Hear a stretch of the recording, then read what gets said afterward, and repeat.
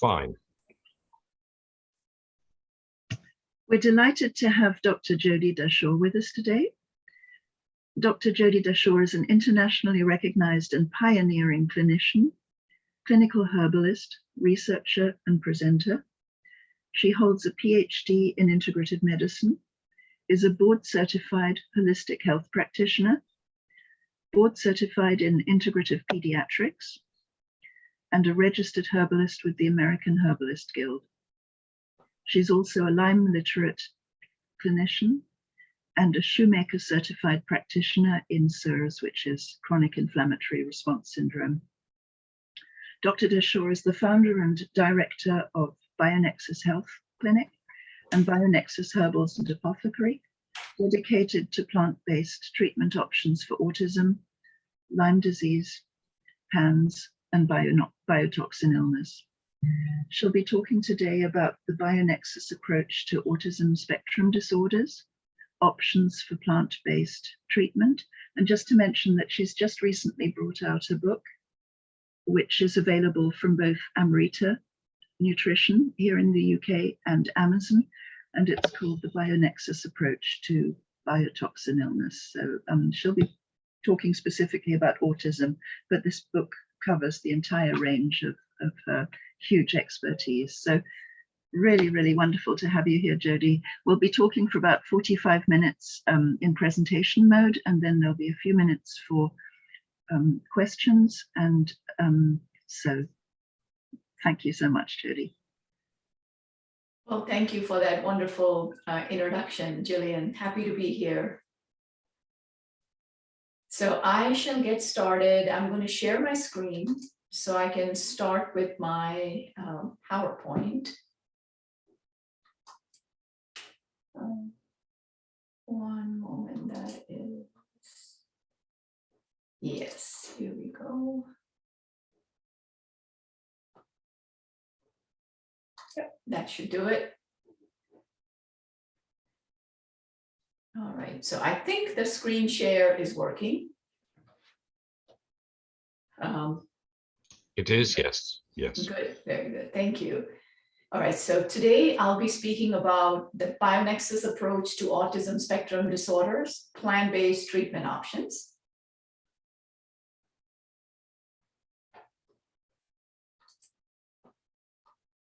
Just a little background about myself, like Gillian mentioned. Autism spectrum disorders is something that is very close to my heart. We've had a massive journey with my son from discovery at 18 months of age and to full recovery at 11 years of age. And I mean full recovery, from being on the spectrum to being on the honor roll, physical, academic, cognitive, emotional, language, everything at age appropriate levels, socialization. That's how long it took for me to unravel this very complex scenario that had developed, traveling to numerous different countries, 19 to 20 specialists, 15 different states in the United States looking for answers. At one point, even faith healers trying to get some hope for my little one. But it's been a blessing. We are in a very good place currently. And many of you know that Brian is himself in medical school now, and he's hoping to help children. And he's going to be specializing in pediatric immunology. That's what he wishes to do at present. But yes, it was a complicated journey. It took many, many years, but this is what we found, personally and professional experience is what I'll be sharing today. These are some of the abbreviations that will be used. I'm sure the PowerPoint will be shared as well, so it'll be very helpful. The whole thing was a complete paradigm shift. And what we found was that the majority of our ASD patients have multiple chronic microbial infections. We found the presence of these underlying multimicrobial infections in over 95% of our autism spectrum disorder patients. Now, what I also found was identifying these infections is very important in the inception, progression, and severity of autism spectrum disorders. We found several infections with my son, and that is how the insight developed, is to, I like to call it as complex autism, because that's ultimately what it is. And complex autism, it's, people might think that, well, complex and autism, it sounds pretty severe. Sure, it does. However, knowing that there are underlying comorbid issues is very empowering, because then you know that those are recoverable. So autism recovery is quite possible. Nothing, I find in my practice, nothing is more rewarding than hearing from parents of autistic children that, the continuous progress that is being made by these patients of mine with language. He called me mom. He's able to express his needs now. He's calming down. He stopped hurting himself. He stopped being aggressive. I mean, it's just so heartwarming to be able to contribute to the quality of life of these young children diagnosed with often, one parent actually told me that people don't realize, or practitioners don't realize when they give the diagnosis, that it is a life sentence, so to speak, not just for the child in question, but also for the entire family. And to be able to give families with autism hope and results with autism recovery, that it has been enormously satisfying, enormously humbling, and a huge blessing, actually, really. All right. Let's talk about Lyme disease first. Now, what is Lyme-induced autism? Dr. Charles Ray Jones, one of my mentors and the #1 pediatric Lyme practitioner in the world in his day, explained to me many years ago when I was mentoring with him. Autism manifesting as a failure to progress versus regressive autism, right? So the difference here would be timing. In one subset, while one subset achieves certain developmental milestones only to lose them, the other subset never really passes those milestones at all. They don't necessarily just lose skills, rather, they never develop many in the first place. This is something that I request, all parents to keep an eye on as to exactly what is happening. Is it just pure regression, or is it regression with failure to progress, or just failure to progress? Now, Lyme borreliosis is a complex multi-system vector-borne illness caused by a spirochete, Borrelia burgdorferi. Now, Borrelia burgdorferi is just one species. There are numerous other species as well, right? We have Miyamotoi, recurrentis, and so on. And testing is slowly developing for multiple other species. A few species, there is testing available. And now, Lyme disease is usually accompanied by co-infections like Bartonella, Babesia, and numerous other tick-borne infections. It's not necessarily just ticks. There are other insects that can transmit Lyme disease as well.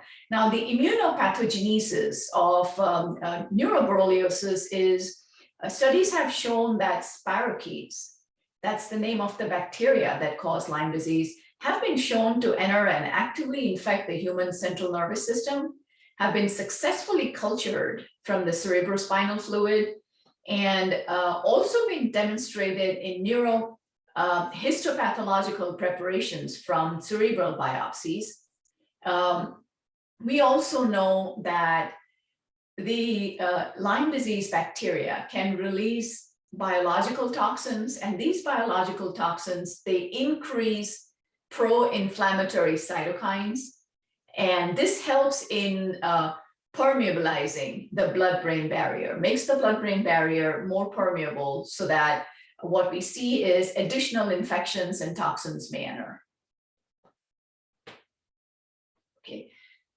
This was actually mind-boggling for me when Dr. Jones shared his research with me. And these are some of the neuropsychiatric manifestations of Lyme-induced autism. There's numerous, all the way from brain fog to memory to confusion, burning, stinging, pins and needles, attention deficit, ADD. And then we also have ADHD, self-harm, phobias. Now, doesn't all this sound just like symptoms of autism? Well, because they are. And I think there was a brief study that was coordinated between a school teacher who is also a researcher. I actually forget his name, but this was with Dr. Bransfield.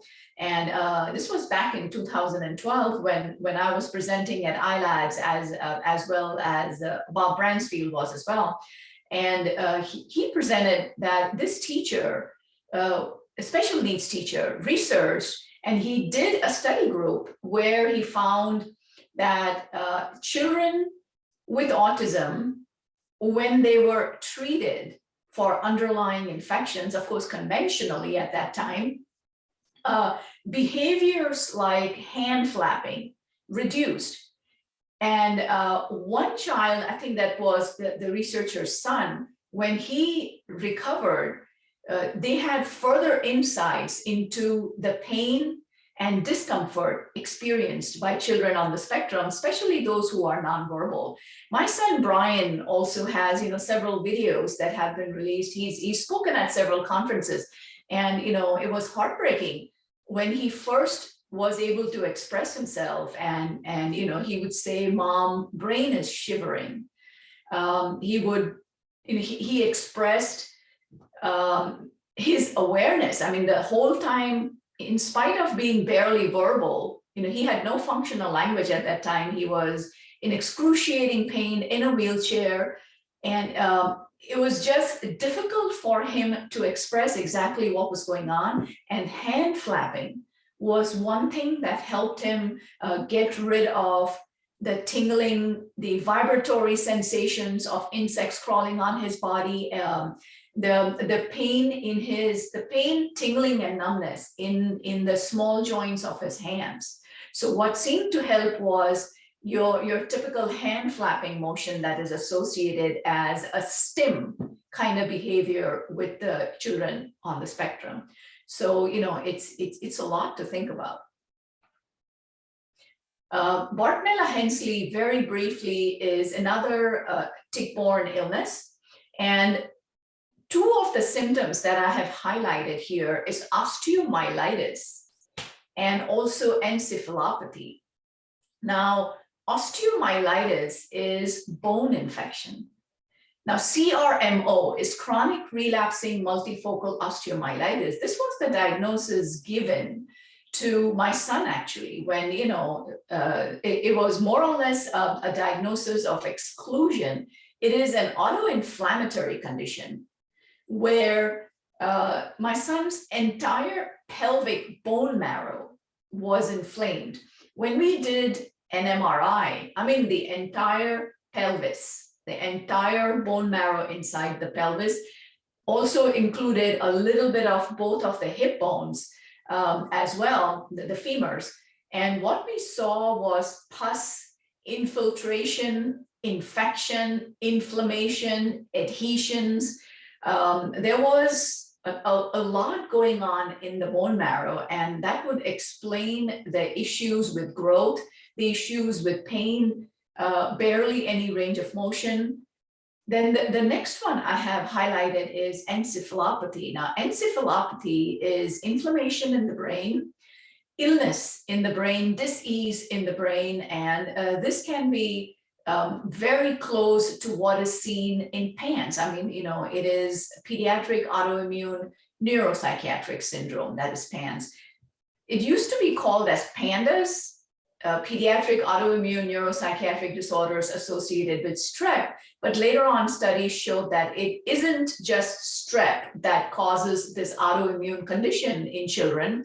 It could be additional bacteria and microbes as well. So it was renamed as PANS. Babesia species, extremely hard to eradicate, very strong malaria-like protozoans that parasitize and reproduce within the human red blood cells. That is also another tick-borne infection. Dr. Burrascano has been an inspiration to many learning to treat tick-borne infections, and something that really caught my attention was, and this is his quote, he talks about Bartonella or Bartonella-like organisms that play a very important role in autism spectrum disorders. Now, Bartonella affects social and emotional behavioral responses in children with autism spectrum. It is not just autism spectrum disorders. It is also children who do not have autism but have just PANS and PANDAS. And one of the triggers for the PANS might be Bartonella. That's where you will see social, behavioral, social, cognitive challenges, including aggression and mood disturbances. I would like to request everyone to please turn their microphone off. Ashley, your microphone, yes, please, thank you. Because I could hear some background noise. I appreciate that. All right. This I will not get into a lot, but this is there for those interested. This is some of the testing that was done with autistic patients for tick-borne infections. Additional testing continued. There is a lot of scientific evidence. All right. Maternal fetal transmission of Lyme disease. These are some references. Lyme disease can be transmitted sexually from mom to dad, and it can also be transmitted in utero from mom to the child. If you're using, it could be any mom, it could be biological mom, could be a surrogate as well. In fact, I do have, the reason why I mention a surrogate is because I do have a patient whose mom was the surrogate for her sister's child, and both her sister's daughter as well as her own son, both were misdiagnosed with autism spectrum disorder. And now at the age of about 13 to 16 years of age, the girl is 16, the boy, when he started, was 13 with me, on numerous psychiatric medications, mood disorders, but we managed to get them off of that. They are both independent children now. They've lost the diagnosis. And, in fact, mom mentioned very proudly to me that Santino is able to walk to school on his own. He's lost 30 to 40 pounds because, neuropsychiatric medication can really pack the pounds on.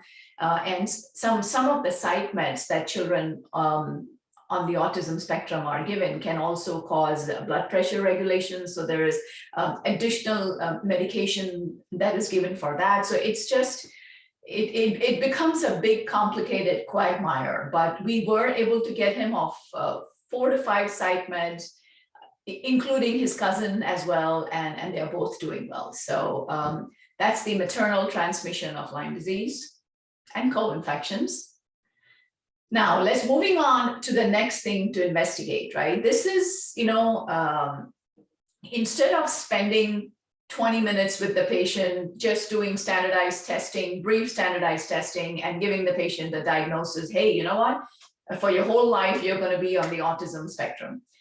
Instead of that, if we spend a couple hours at the first appointment and dig deep and look at all of these points to see if the child qualifies as perhaps complex autism, misdiagnosis of autism, even if not, even if these are still investigated, you can have children that are, severely autistic, but also have underlying infections.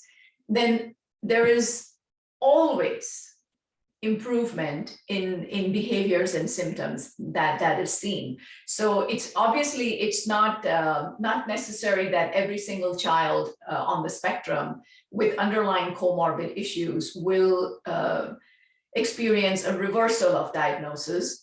There can be cases where that does not happen. However, I have always seen a tremendous amount of improvements for various symptoms that are classified as symptoms of autism. And after this lecture, you as practitioners, I hope will also understand where I'm coming from. So let's proceed. Let's move on to exposure to water damaged buildings and chronic inflammatory response syndrome.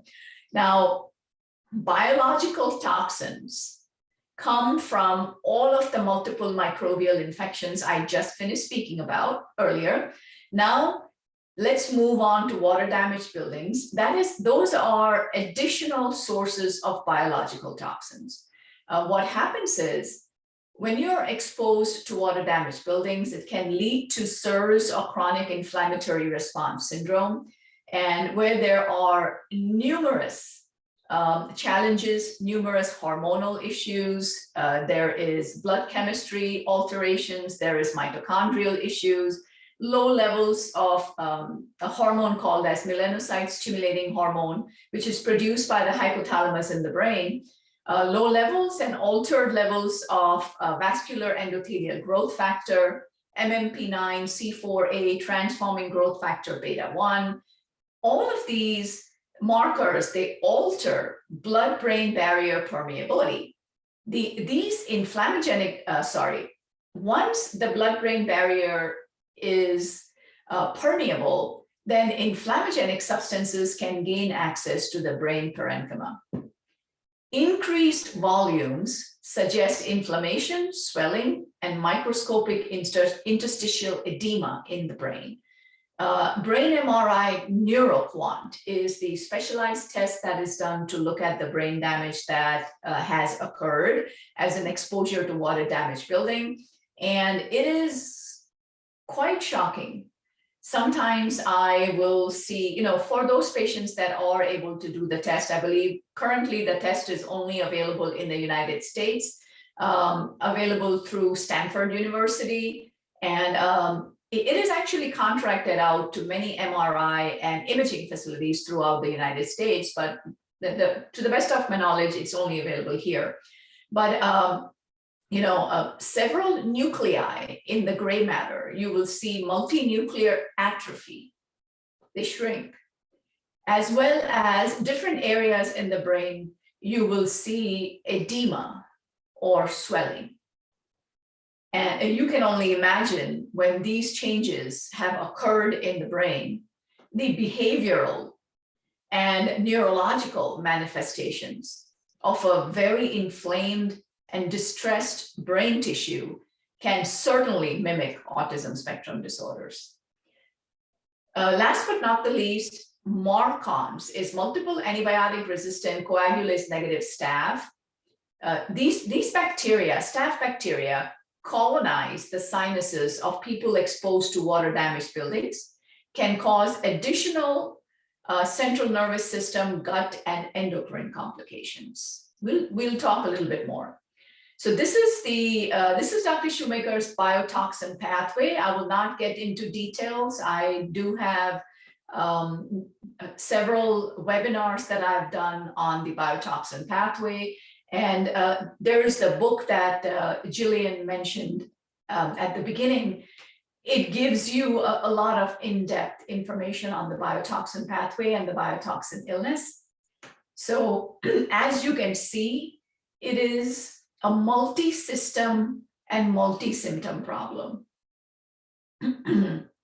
Now, think about all of these issues, right? Immune system, inflammation, complement activation, gastrointestinal problems, prolonged illness, sleep disturbances, chronic pain, hormonal imbalances, right? Capillary hypoperfusion, reduced oxygenation of tissues and the brain, tissue destroying metalloproteinases or enzymes that are released. This is a lot for a little child to endure.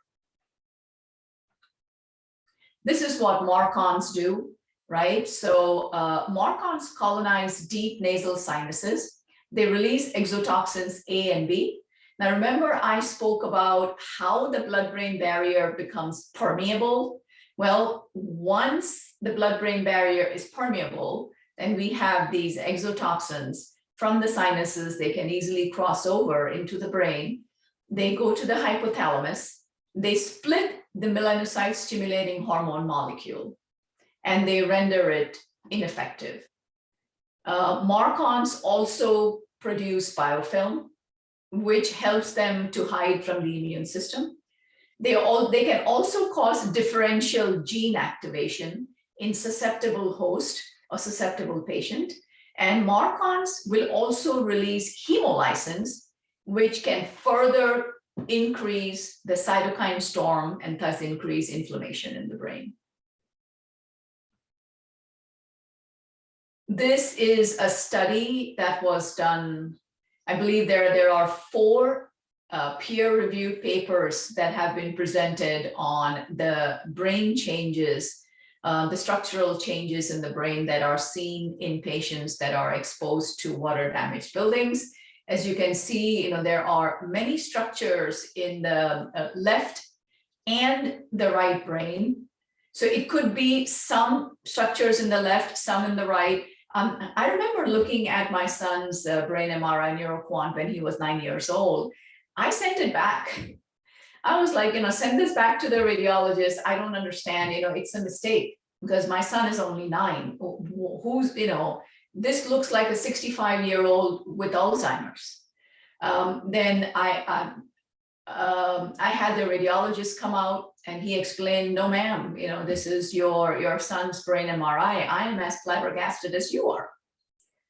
So it was a really shocking moment for me. However, later on, I discovered that these changes are potentially entirely reversible if treated correctly, and they were. It took about 2.5 years, but after that, the repeat MRI was all clear. It's absolutely amazing. The neuroplasticity of the brain, even at 9 years of age, in someone that had been through so much, so many infections, so much suffering and disability. Often parents will try to rush the treatment or feel guilty if the child is older than 5 years. My goodness, my child is 8 years old, or my child is already 12, 13, 14 years old. Can you still help him? Can we still see some changes? Even though he was diagnosed on the spectrum around 2.5 years of age. Well, absolutely. Absolutely. It is definitely something that needs to be looked at, definitely something that needs to be investigated to see if there are any underlying root causes. Okay, very briefly, this is the SIRS and PANS connection. And you will see here that now SIRS is a huge trigger for PANS. There is one peer-reviewed study that has been done, and it hasn't been published yet. It is, it is in peer review. It hasn't been published yet. So pretty much we see how involuntary movements, sometimes misdiagnosed as autism-related STIMs, can originate from mold exposure and PANS. This is because of the basal ganglia involvement. Okay. Exposure to biotoxins. Now, this is a systemic, remember I said multi-system, multi-symptom inflammatory response. Systemic inflammatory response, there is chronic states of overwhelming fatigue and just, this feeling of malaise, unease. There is a multi-system pathology that happens. We have seen respiratory, nervous, cardiovascular, kidneys, musculoskeletal, the gut and the eyes involved, and various diagnoses that have been unearthed after the child with autism was further evaluated. All right, next slide, here we go. So chronic biotoxin exposure, remember I said that biological toxins come from multiple microbial infections as well as exposure to water damaged buildings. So chronic biotoxin exposure can lead to immune dysfunction. Well, immune dysfunction, it has been widely studied in children on the autism spectrum disorder. These are additional mechanisms that lead to immune dysfunction in children on the spectrum. There is endocrine dysfunction.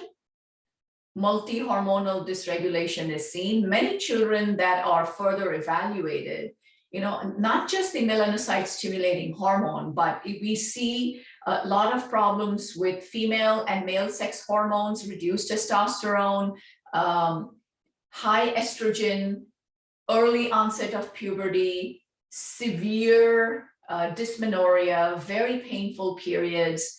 This is all definitely worth exploring to enhance the quality of life, reduce the pain and suffering of children on the autism spectrum. And I can't emphasize enough, especially if they are nonverbal. You can also have metabolic dysregulation, right, which oxidative stress, mitochondrial issues, growth issues. Many parents of children with autism tell me that the child is just not growing. There is poor appetite. There is no height, poor weight gain. It is one of the reasons to explore would be underlying metabolic dysregulation. All right, now let's talk about the Bionexus approach, right? I always say that for the best results, it's important that your practitioner understand the full 360. And what is that? This is a broad understanding of the condition as well as the treatment options for tick-borne infections, chronic inflammatory response syndrome, of course, autism spectrum disorders, and it's a spectrum.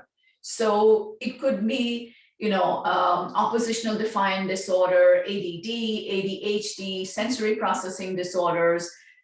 These all fall on the spectrum. Multiple chemical sensitivities, autonomic dysfunction, mast cell activation syndrome, autoimmunity, which spans PANDAS type issues, gut health, how to undertake a deep detox protocol, repair and restore the pathophysiological damage, methylation, including natural and conventional protocols, in order to help help find a happy medium. Honestly, conventional treatment options can be very helpful when infection levels are extremely high.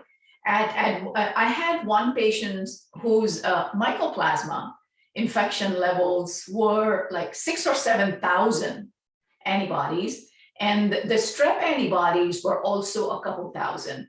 So, we know that children on the spectrum have leaky guts. There's been a lot of research that has been done on this.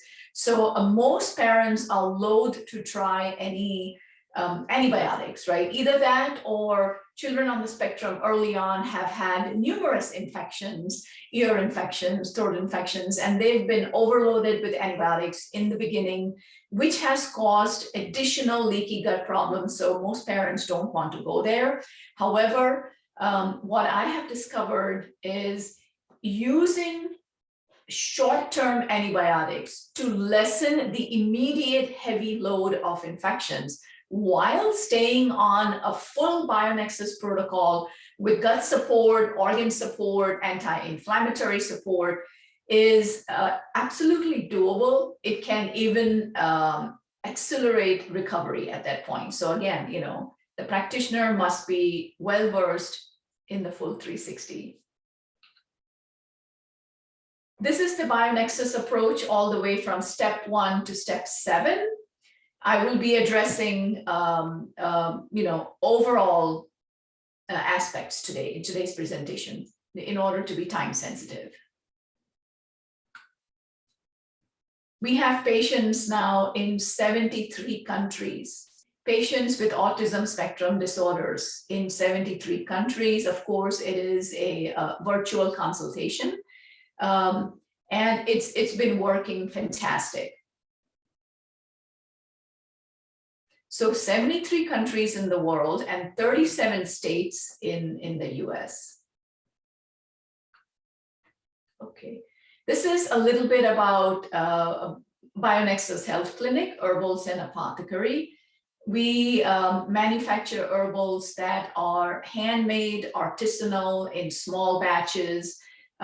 We have our own organic, biodynamic, wildcrafted as much as possible farm where we grow herbals, and all of the herbals are sourced very responsibly, and they're also harvested very responsibly. There is a lot more information on YouTube, additionally on the Bionexus website for those interested.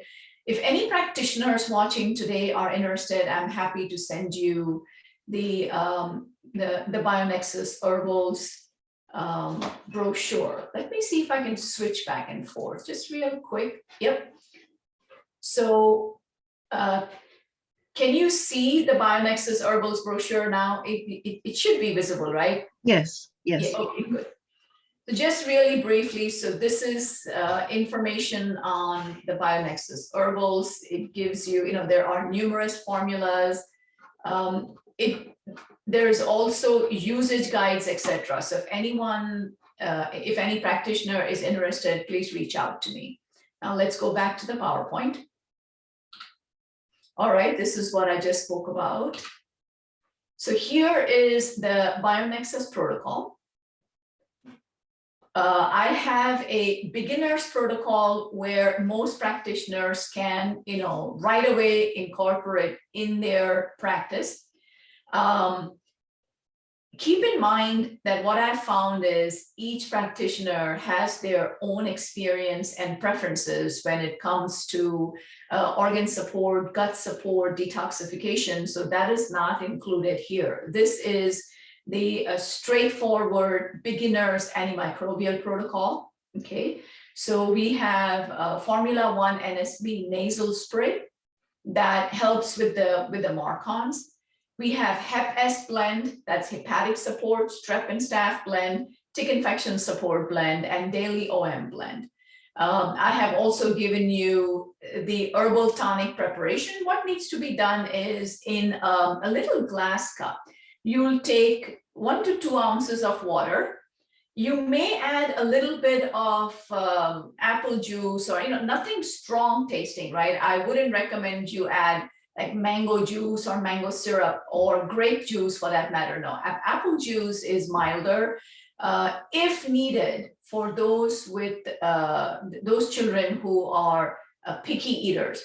Now, you know, it requires hard work and persistence and creativity on part of the practitioner as well as the parent. I have several parents, you know, who just, you know, syringe it into the child's mouth until the child gets used to it. So, you know, one needs to do what one needs to do. So you can add all of the herbal drops, which would be the Hep S, SS, TIS, and Daily OM, to that little cup of water, with a little, laced with a little bit of juice, if you want, and let it sit for about, you know, 15 minutes before drinking. And it needs to be had as the last thing after meals. All right, and no food or drink for an hour after consuming the herbal tonic. Now, the herbal tonic is antimicrobial, so remember to keep it at least an hour away from pre or probiotics. Now, what is the advanced protocol? The advanced protocol is beyond the scope of this presentation. It is bio-individualized. For best clinical outcomes, it is best to run labs for microbial and biotoxin triggers.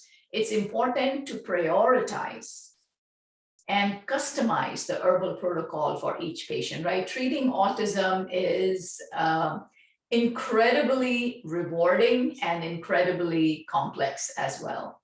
But I've given you a beautiful beginner's protocol that works really well. Now let's proceed. I have additional detail. All right. Now, this is, even though it looks, the photograph is of a bottle with a cap on. This is a nasal spray. You will receive a nasal spray attachment that dispenses metered doses of the nasal spray. The nasal spray in the United States is available via prescription to many practitioners who are able to prescribe, as well as to practitioners through Bionexus all over the world, and of course to Bionexus patients all over the world, right? So this is a very detailed dosage and usage guidelines with different age groups. Then let's go on to the next one. Yes, so this was a very recent clinical study that I presented at a recent mold conference, a mold mini conference a few weeks ago. And clinical research, 114 patients in this study on Formula 1 NSP. And as you can see, interestingly enough, in the age group 40 to 70 was the greatest variation. Now, this was done on all age groups, not just on children with the autism spectrum disorders. Now, let's look at age group 0 to 18, and that's actually a typo. It should be like 2 to 18. I do have younger patients, but doing Formula 1 nasal spray, but that requires a lot of skill, and I have not included that in this data. So from children 2 to 18, which would be your pediatric population, we saw the max reduction in neurological symptoms was 100%. The average reduction, as you can see, neuroplasticity comes into play, 94% average reduction in neurological symptoms.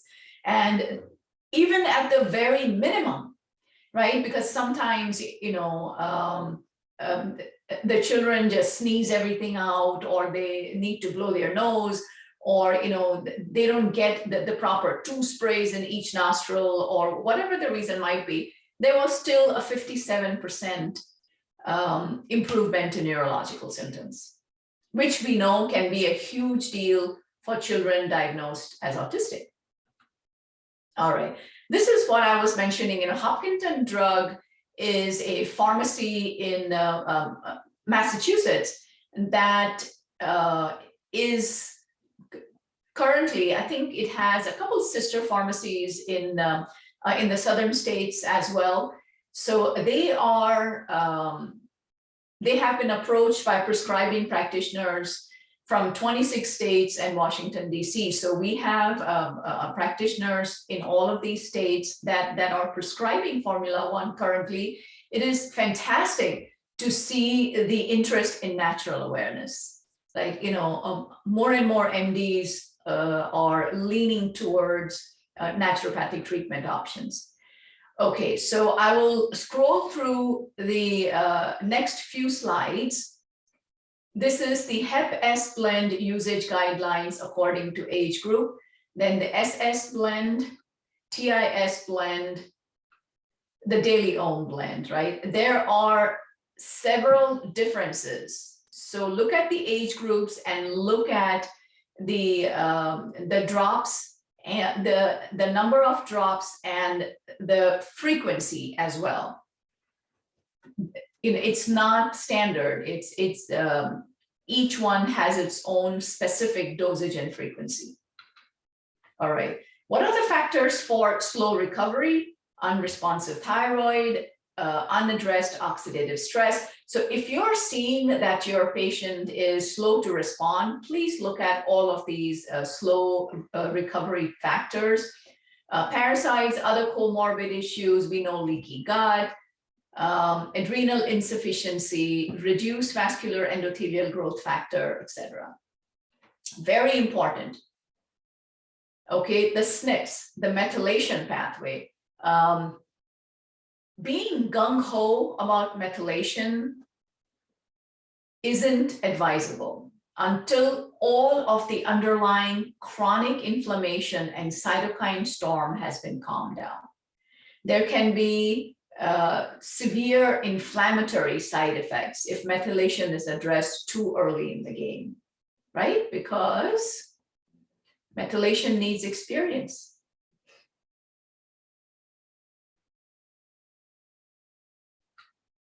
Okay. The book is available in bookstores everywhere. The herbals are available, a few of them right now at Amrita Nutrition in the UK.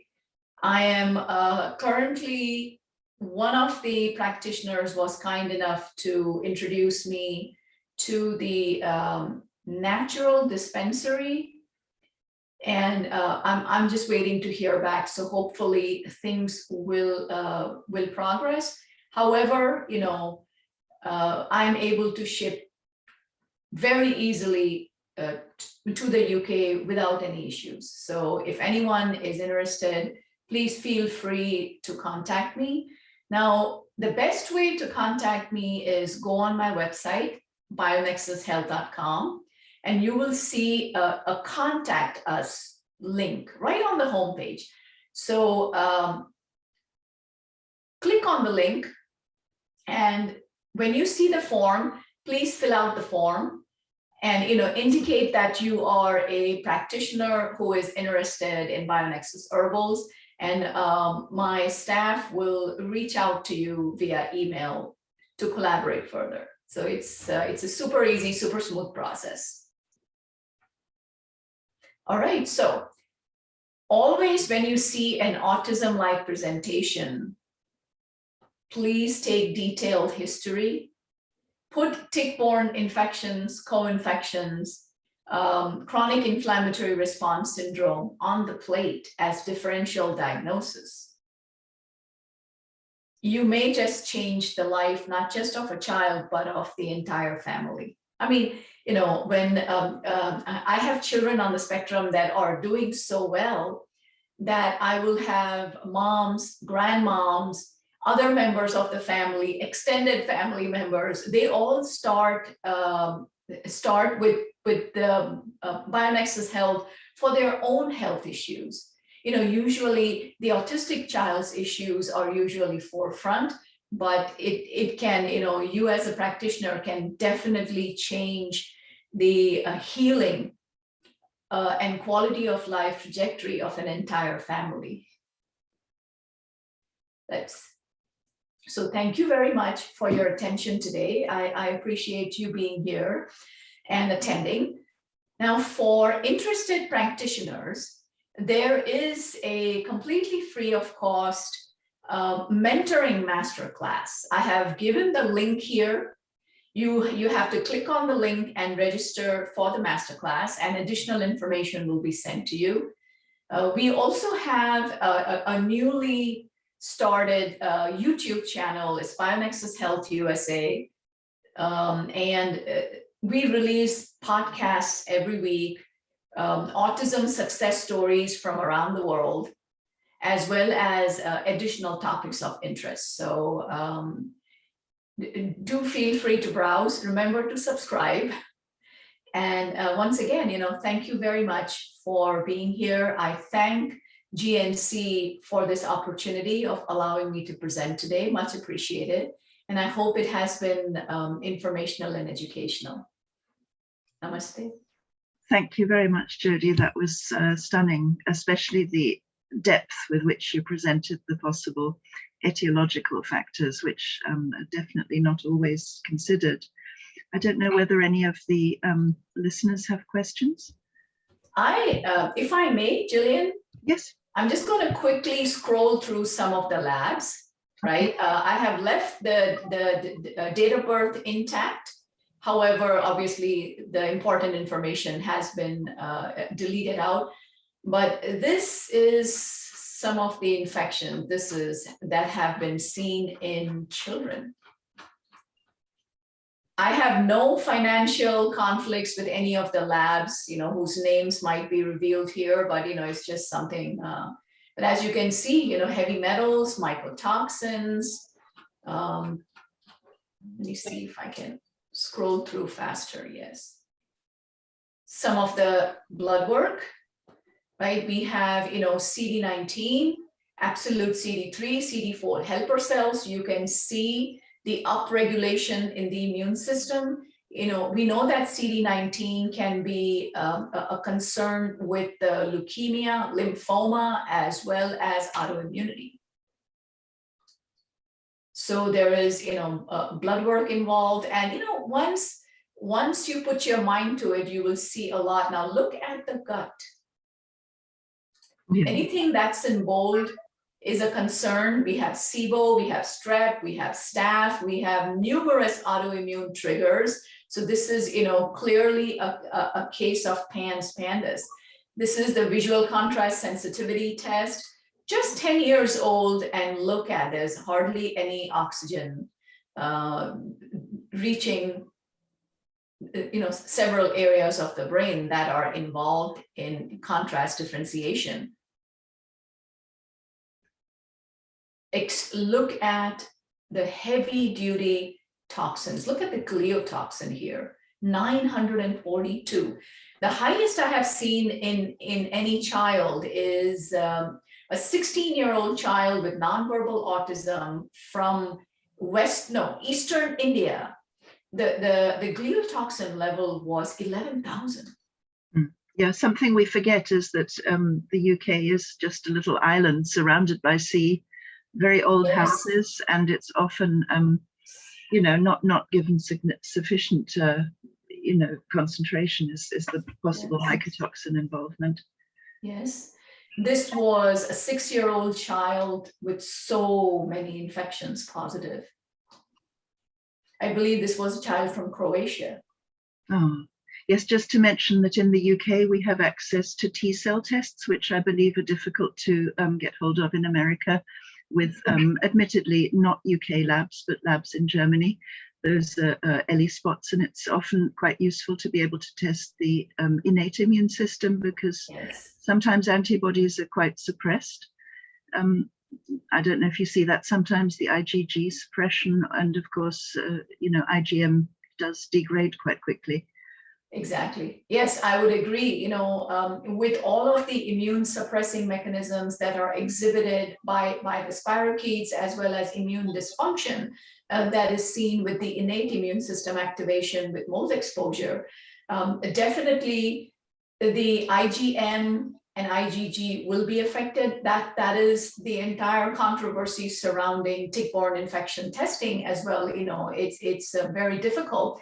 That's why, other than blood work, we also do urine testing to see what comes up. Additionally, if there is a trust factor, not every practitioner can be world-renowned and experienced with decades of experience. So that is when labs are very helpful, right? And for experienced practitioners, we have been blessed with parental trust, that they say, okay, we understand that. Even the CDC website says that many of these are actually clinical diagnoses, and the labs are unreliable. In fact, in 2000, I believe in April of 2018, a study was released which shows that, mycoplasma, a very common co-infection, can suppress IgM production. So there is, So often you will see labs that are very high in IgG titers, not so much IgM, and additionally IgM degrades pretty quickly as well. Now this one child, I mean, look at the sheer level of infections. One additional benefit of running these labs, it helps us to explain to impatient parents who want to, fast track the herbals, who don't want to take time to slowly build up one drop, once a day, slowly build up the frequency, to not to do so, to just, have a little mercy on the little body, that you cannot explode a huge Herxheimer or die-off reaction in a child who is already going through so many infections. So that is the additional benefit of running these labs, that they understand that it can take up to 3 to 4 years for full resolution. That's exactly what Dr. Jones told us, when we walked in with my 6.5-year-old son, that Dr. Dashore, 3 to 4 years. So just fasten your seatbelt. Be patient. Yeah, thank you. Any questions from anyone listening, maybe? I have an observation, actually, which is that in this country, the UK, I live in a very rural area, but having visited Scotland this September on hunting fungi, actually, but the number of ticks was astronomical. We were in pine woods and brushing 20 or 30 ticks off our trousers each time, very, very high concentrations, due to, I don't know, wettish weather up there, lots of deer, very high deer population now, both there and in the south of England. So I think the vectors certainly are on the increase. That's absolutely my observation. Thank you. Yes. Suzanne, I think you were going to ask. Sorry, someone else? Yes, hello. I'm sorry, you can't see me, unfortunately. I haven't managed to sort that technical hitch out. I was going to ask Jodie, how often you see the family of an autistic patient when you're first starting to treat them? Because one thing I've noticed I don't specialize in autism, I have more adult patients, but it's difficult to keep the parents going sometimes.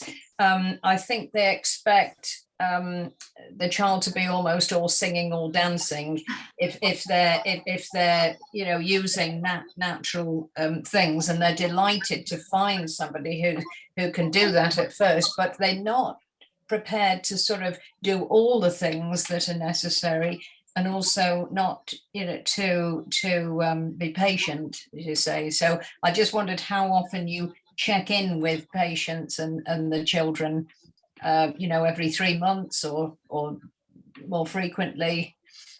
Yes, good question. We have follow-ups every 3 to 4 months. However, we allow parents to send in a question every 24 hours if they have any question.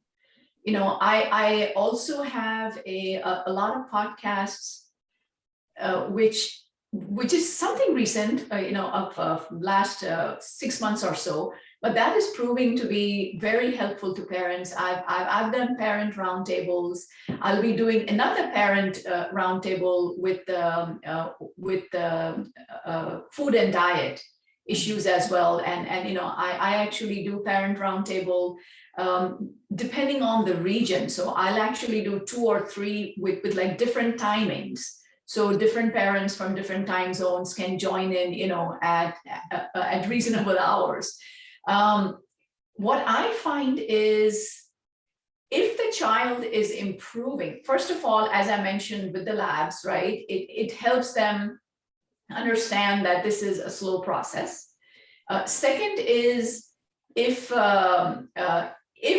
the child, you're seeing consistent improvements, right? Parents are happy to hang in there.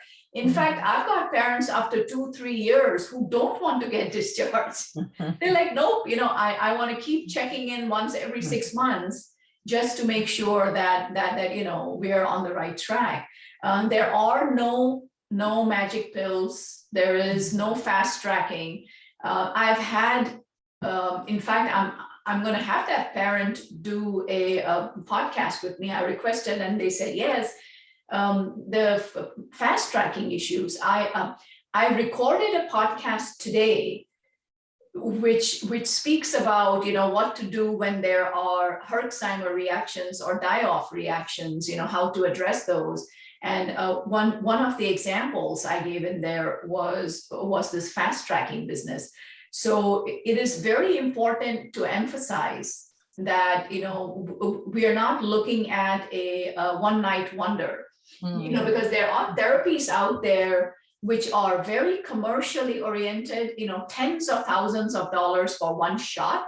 And even there, right, they say that, all right, there are no guarantees, but because there is that little fickle chance of supposedly dramatic recovery, many parents who have the resources opt for that. And it's just, I've heard from these questions from parents over and over again that, I don't want to do the diet. I don't want to do the detox. I don't want to do the herbals. Can I just go in for, cell therapy and that's it? Do I really have to? Well, no, it's not going to work. At least that's what's been my experience, because if you want to travel with your child for 10-20 hours or less, depending on where you are, and spend like $10,000-$20,000 with no guarantees, with some improvements, but having to go back a few times, I think it is definitely worth sitting at home, doing a virtual consult, and investigating all of these toxins and infections and seeing where it gets you, and then go for these dramatic therapies.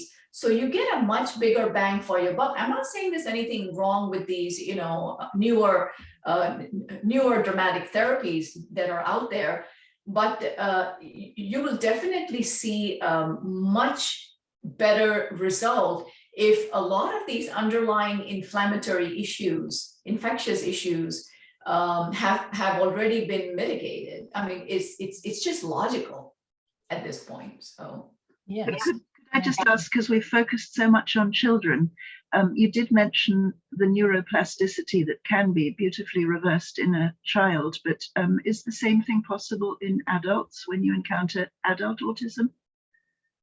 Adult autism is two-pronged.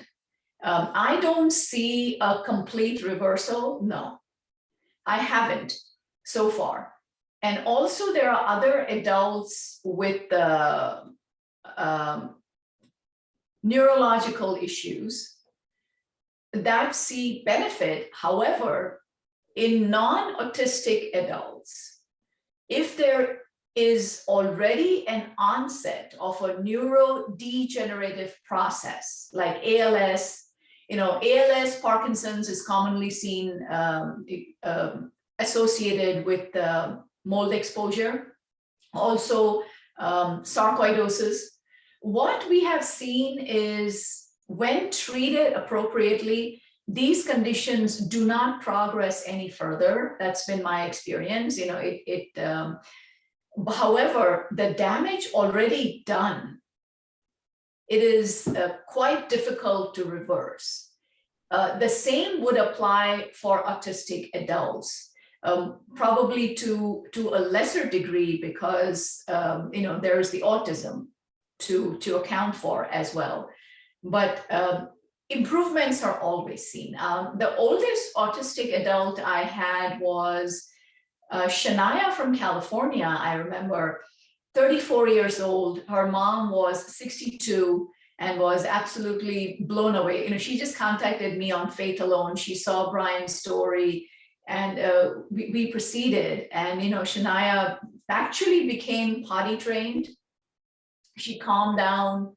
aggressive behaviors, self-injurious behaviors, sleep, gut issues, they resolved, seizures resolved.